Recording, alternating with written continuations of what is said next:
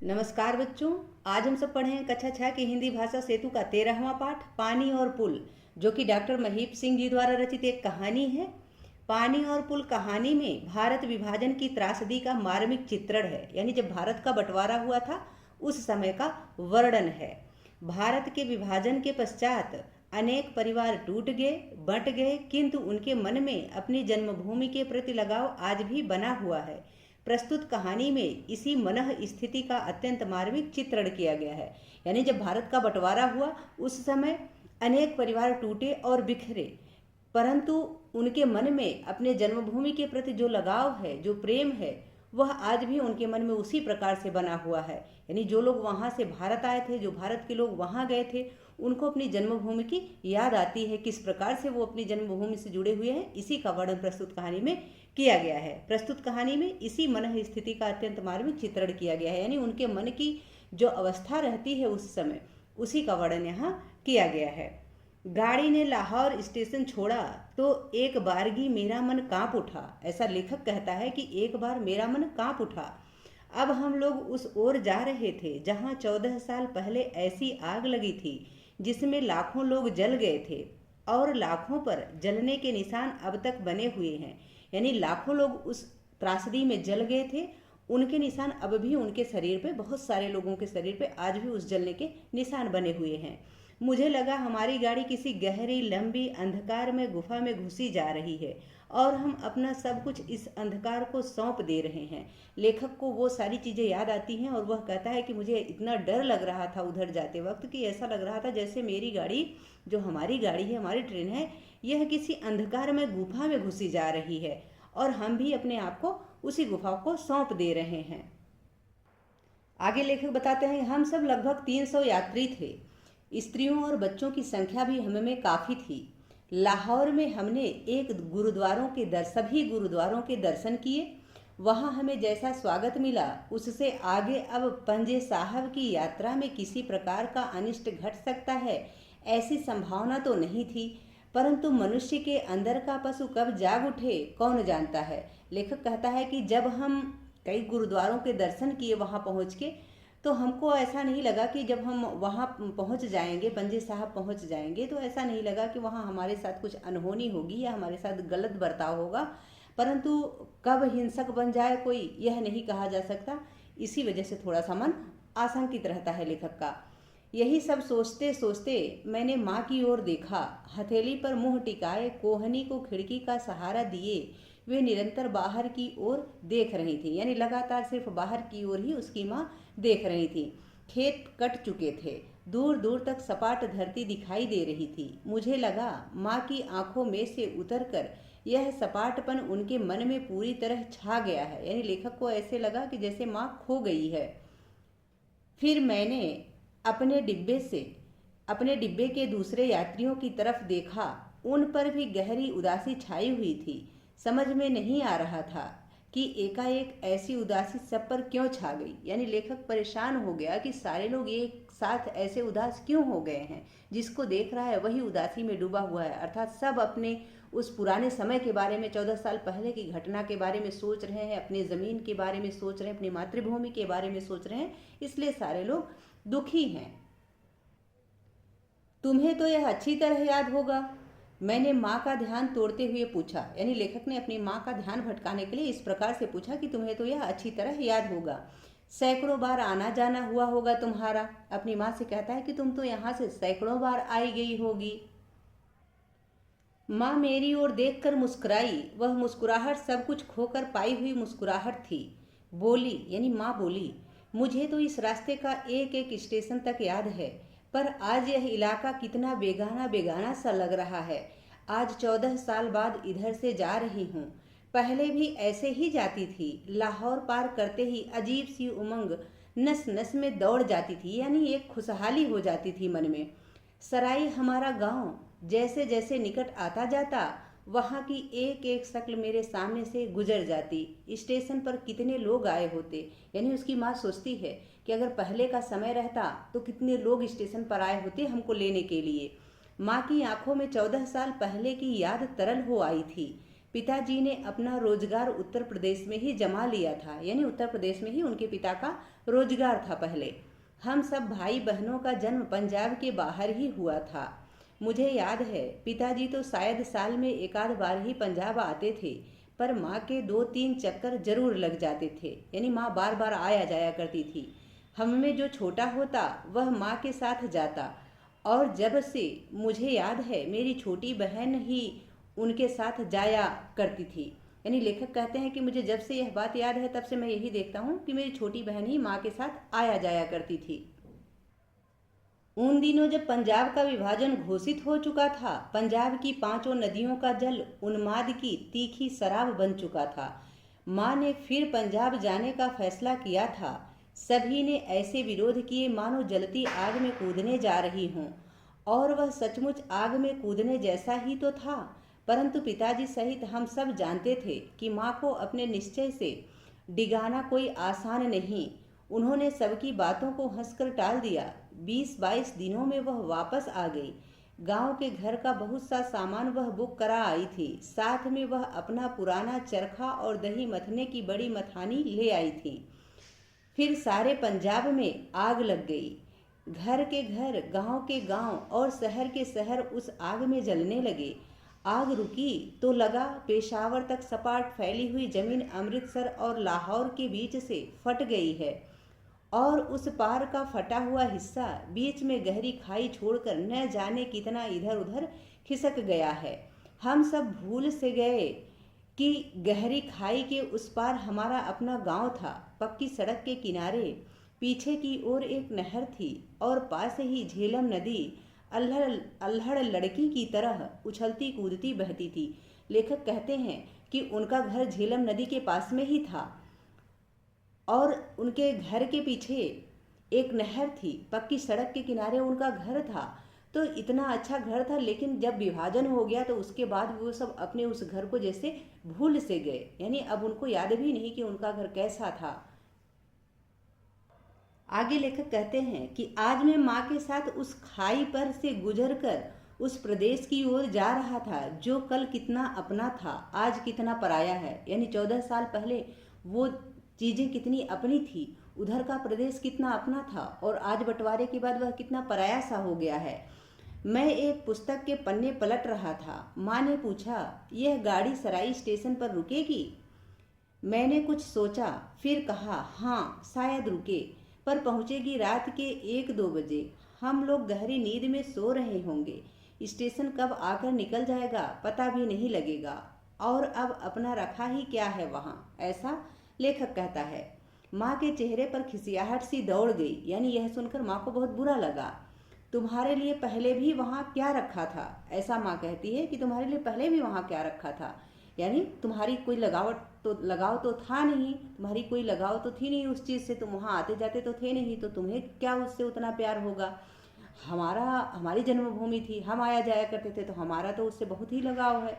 इस प्रकार की खिसियाहट माँ के चेहरे पर आई, और वो उसी शब्द में पूछती है, कहती है कि तुम्हारे लिए वहाँ पहले भी क्या रखा था। मेरी बात से माँ को चोट पहुँची थी। बिना और कुछ बोले मैं सिर झुकाकर अपनी पुस्तक के पन्नों में उलझ गया, यानी मैं अपनी पुस्तक पढ़ने लगा। धीरे धीरे अंधेरा छाने लगा। माँ ने पोटली खोलकर खाने के लिए कुछ निकाला। मेरे एक दूर के मामा जी हमारे साथ थे। तीनों ने मिलकर कुछ खाया और सोने की तैयारी करने लगे। मामा जी तो 10 मिनट में ही खर्राटे भरने लगे। मैं भी एक और लुढ़क गया। माँ वैसी ही बैठी रही, यानी माँ इधर उधर ही देखती रही। कुछ देर बाद एकाएक मेरी आंखें खुली तो देखा माँ वैसी ही बाहर फैले अंधेरे की ओर अपलक देखती हुई बैठी हैं, यानी बिना पलक झपकाए बाहर ही देख रही हैं। घड़ी देखी 10:30 बज गए थे। मैंने कहा, माँ तुम भी लेट जाओ ना। ऐसा लेखक ने अपनी माँ से कहा कि माँ अब तुम भी लेट जाओ ना। अच्छा, उनके मुंह से निकला, यानी माँ ने कहा अच्छा, और वह अधलेटी सी हो गई। मैंने उस अधनीदी अवस्था में कोई स्वप्न देखा हो ऐसा तो मुझे याद नहीं आता, पर उस नींद में भी कुछ घबराहट अनुभव हुई। कोई लाल सी तरल चीज मुझे अपने चारों ओर फिरती अनुभव होती थी। मुझे लग रहा था उस लाल सी चीज पर मेरे पैर फच फच पड़ रहे हैं। फिर एकाएक मैं हड़बड़ा उठा। माँ मुझे झकझोर रही थी। अजीब सी घबराहट और उत्तेजना से उनके हाथ कांप रहे थे। यानी मैं शायद लेखक शायद बड़बड़ा रहा हो नींद में, उसको डर लग रहा हो, इस प्रकार के सपने देख रहा हो कि उसके पैर के नीचे कोई तरल चीज़ है, यानी कोई गीली चीज़ है जो फचफच कर रही है, उसको ऐसा लग रहा था। तो उसकी माँ उसको इस प्रकार से देख करके बहुत घबराहट में, उत्तेजना में उसको जगाती है। ठीक है, क्या है, ऐसा माँ कहती है कि क्या है। मैंने बाहर झांक कर देखा, हमारी गाड़ी छोटे से स्टेशन पर खड़ी थी। प्लेटफॉर्म पर लैंप पोस्टों की हल्की हल्की रोशनी थी और अजीब सा कोलाहल वहाँ छाया हुआ था। एक बारगी मेरा रोम रोम कांप उठा, यानी एक बार तो मेरा मन रोम रोम कांप उठा। 14 साल पहले की अनेक सुनी सुनाई घटनाएं बिजली बनकर कौंध गई, यानी ऐसे लगा जैसे बिजली बनकर छा गई हों, गिर गई हों। जब दंगाइयों ने कितनी गाड़ियों को जहां तहां रोककर लोगों को गाजर मूली की तरह काट डाला था। मामा जी भी जागकर मेरा कंधा हिला रहे थे। अरे क्या बात है, ऐसे मामा जी कहते हैं, अरे क्या बात है। मामा भी जग गए थे, वो इसका कंधा हिलाते हैं लेखक का और पूछते हैं कि क्या बात है। तभी मेरे कानों में आवाज पड़ी। उस भीड़ में से कोई चिल्ला रहा था, अरे इस गाड़ी में कोई सराई का है। यह कौन सा स्टेशन है, मैंने माँ से पूछा। माँ ने कहा सराई, अपने गांव का स्टेशन। बाहर से फिर आवाज आई, अरे इस गाड़ी में कोई सराई का है। मैंने माँ की ओर देखा, उनके चेहरे पर पूर्ण आश्वस्तता थी, यानी बहुत, अब माँ जो है वो बहुत स्थिर थी, वह बहुत मतलब कि संतुष्ट थी। पूछो इनसे क्या बात है, माँ लेखक से कहती है कि इनसे पूछो क्या बात है। मैंने खिड़की से गर्दन निकाली। बहुत से लोग घूमते हुए पुकार रहे थे, अरे कोई सराई का है, अरे कोई सराई का है, इस प्रकार से लोग पूछ रहे थे। पास से जाते हुए एक आदमी को बुलाकर मैंने पूछा, क्या बात है जी, आप में से कोई इस गांव का है। उस आदमी ने पूछा। हाँ, हम हैं इस गांव के, माँ आगे आकर बोली।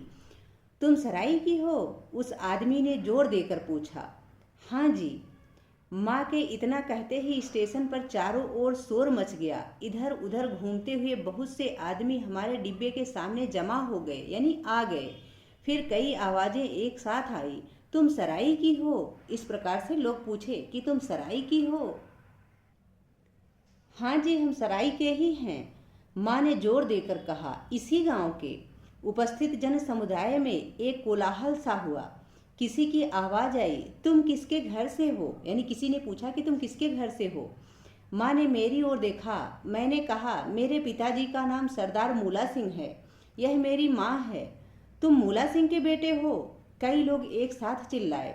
तुम मूला सिंह की बीबी हो, रेवल सिंह जी की भाभी, रेवल सिंह की भाभी। ऐसा लोगों ने पूछा कि तुम मूला सिंह की बीबी हो, रेवल सिंह की भाभी, कैसे हैं सब, यानी लोगों ने पूछा कि कैसे हैं सब।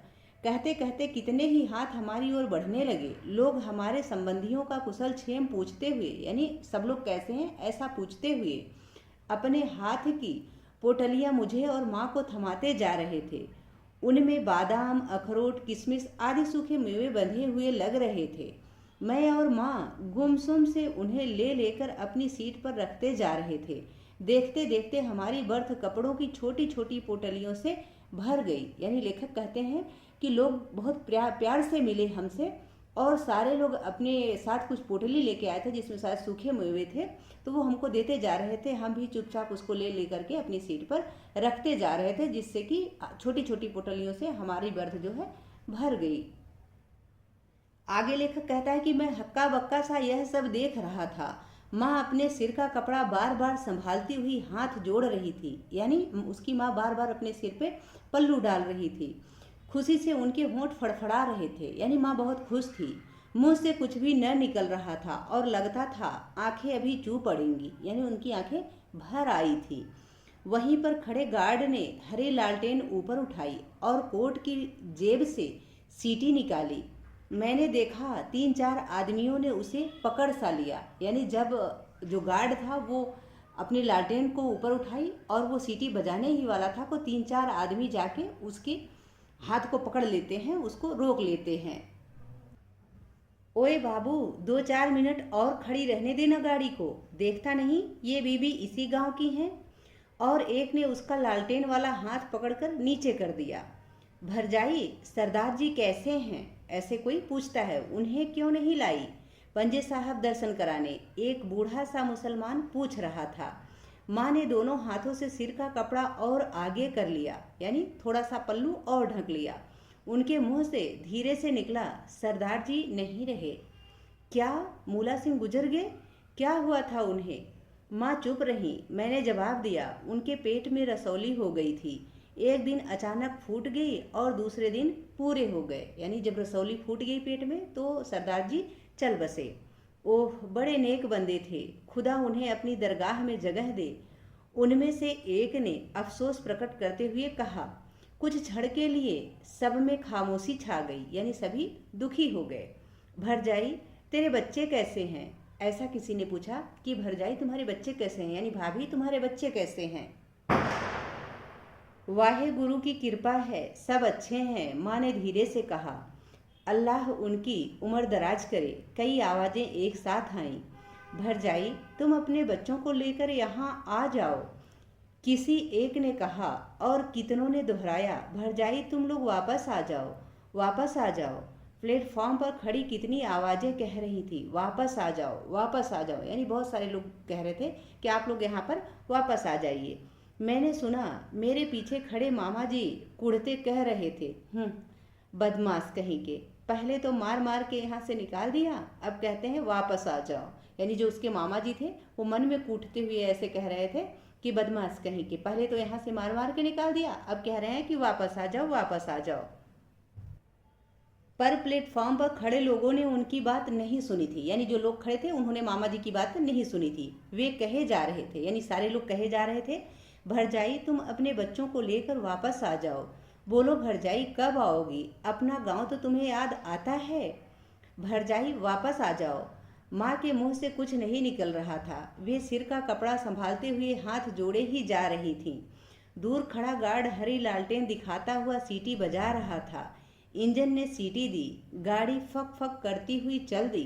भीड़ की भीड़ हमारे डब्बे के साथ चल रही थी। यानी बहुत सारे लोग हमारे डब्बे के साथ, जैसे गाड़ी चल रही थी फक फक करती हुई, उसी प्रकार लोग भी हमारी गाड़ी के डिब्बे के साथ साथ चल रहे थे, आगे बढ़ रहे थे। यानी चलते चलते गाड़ी धीरे धीरे जब चल रही होती उस वक्त भी लोग बात कर रहे थे और कह रहे थे, भरजाई आ जाओ, अपने बच्चों के साथ वापस आ जाओ।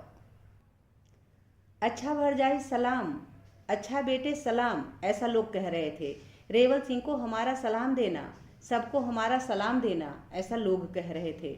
माँ के हाथ जुड़े हुए थे और मुंह से गदगद स्वर में धीरे धीरे कुछ निकल रहा था। धीरे धीरे गाड़ी कुछ तेज हो गई। हम दोनों खिड़की से सिर निकाले हाथ जोड़े रहे। भीड़ के लोग वहीं खड़े हाथ ऊपर उठाए चिल्लाते रहे। गाड़ी स्टेशन के बाहर निकल आई तो मैंने बर्थ से पोटलियां हटाकर एक ओर की और माँ से कुछ कहने के लिए उनकी ओर देखा।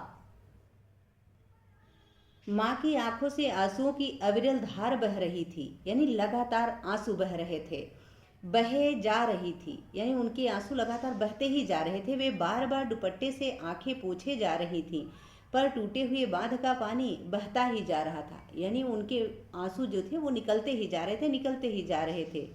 हमारी गाड़ी झेलम के पुल पर आ गई थी। रात्रि की उस नीरवता में खड़र खड़र, यानी जो खड़र खड़र की तेज आवाज आ रही थी, मैं खिड़की से झांक कर झेलम का पुल देखने लगा। मैंने सुना था झेलम का पुल बहुत मजबूत है। पत्थर और लोहे के बने उस मजबूत पुल को अंधेरे में देख रहा था। मेरी दृष्टि और नीचे की ओर भी जा रही थी, जहां गुप्त अंधेरा था, यानी घनघोर अंधेरा था, पर मैं जानता था वहां पानी है। झेलम नदी का कल कल करता हुआ स्वच्छ और निर्मल पानी, जो उस पत्थर और लोहे के बने हुए पुल के नीचे से बह रहा था। ऐसा लेखक बताते हैं कि जब हम लोग जा रहे थे तो झेलम नदी के पुल पर जब हम पहुंचे तो बहुत अंधेरा हो गया था, घना अंधेरा हो गया था। मुझे ऐसा लग रहा था कि ये कितना गहरा है, जैसे लग रहा था कि कुछ टकरा रहा हो, लेकिन वह था क्या? वह झेलम नदी का पानी था। ठीक है, आशा है कि यह पाठ आप सबको बहुत अच्छे से समझ में आ गया होगा। अब हम इसका अभ्यास कार्य देख लेते हैं। यहाँ पाठ से संबंधित शब्दार्थ दिया गया है, तो आप इसको यहाँ से देख लें शब्दार्थ को। आगे है अभ्यास प्रश्न, बोध और विचार, बहुविकल्पीय प्रश्न, सही विकल्प चुने।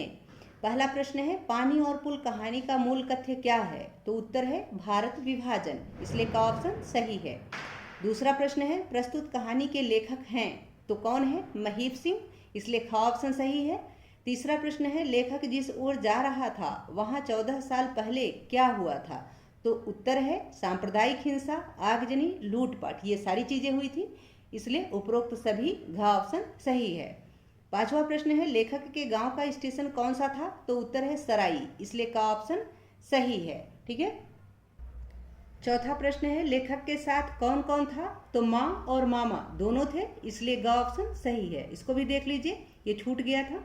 फिर पांचवा प्रश्न है, छठा प्रश्न है इस कहानी में लेखक के पिता का नाम क्या है?